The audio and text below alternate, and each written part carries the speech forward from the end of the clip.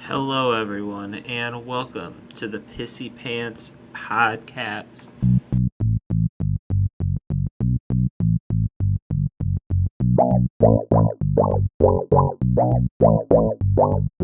Hey!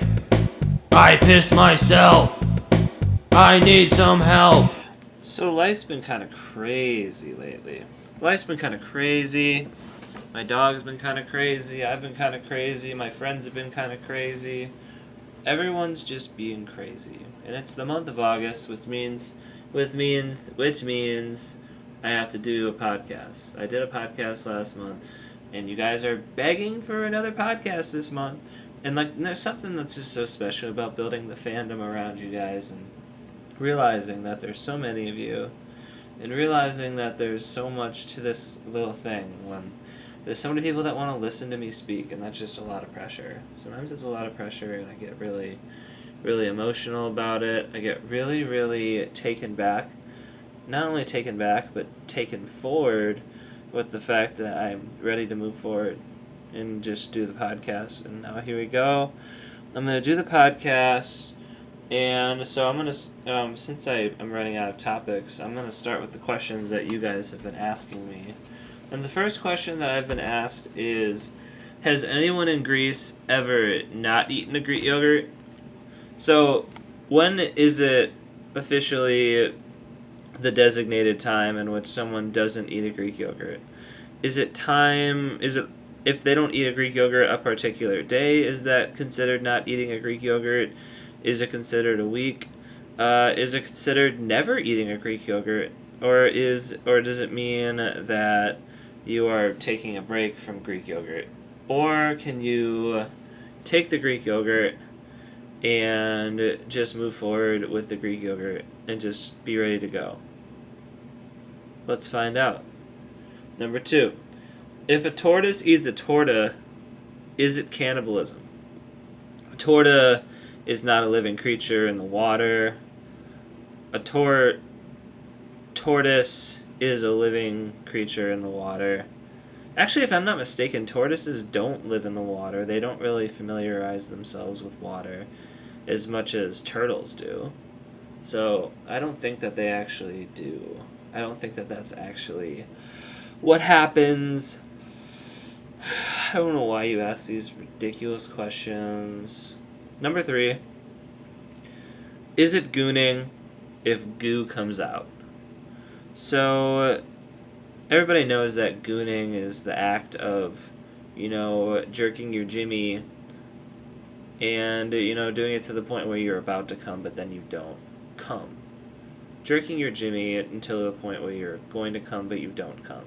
So, if goo comes out, whether it's the pre or whether it's the P, the pre or the P. I'm such a genius. If it's the pre or it's the P, then that's technically goo, so it is gooning. It is not gooning. Sorry, it is not gooning if goo comes out, if wetness comes out. But if you manage to have a successful goon where you are jerking your jimmy and nothing comes out, then I would consider that a successful goon sesh. But the second any liquid is involved in the situation, then it's no longer gooning. It's pre or P. Number 4. If you... I get a message at work. I'm going to wait on that one. Number 4. Why am I getting these messages? It's past my work hours. Number 4. If you ask your kid, come here, and they do go there, are you making your kid come? Actually, no, that's not the question. The question is, if you ask your kid come here, are you making your come? Well, let's think about it. Because your come is producing kids by producing it with a woman, someone of the female species, to create a child. And your come is the kit, but also the work that the woman does is the work, too.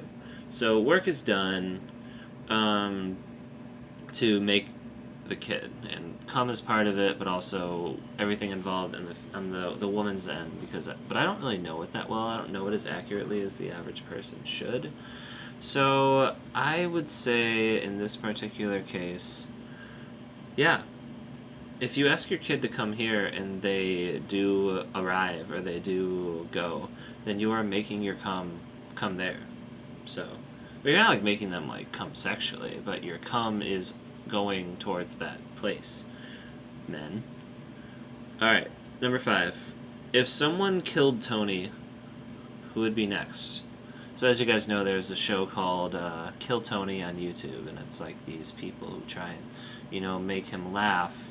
But if somebody were to kill him, what would be the next part? What would happen if they killed Tony?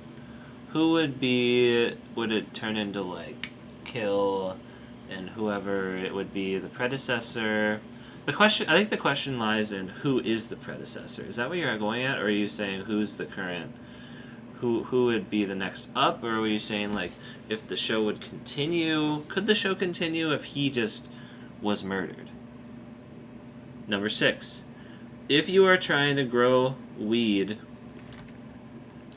in a plant pot, is it a plant pot for pot? Or is it a pot plant for pot? I think that you don't know what you're talking about. Pot is not pot.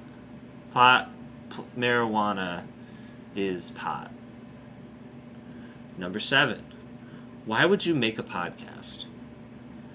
I've actually never been asked this question before, and I haven't really had to think about it, about why I would make a podcast, upon why this is something I chose to do, why this is something that is currently something that consumes my time. So why would I make a podcast?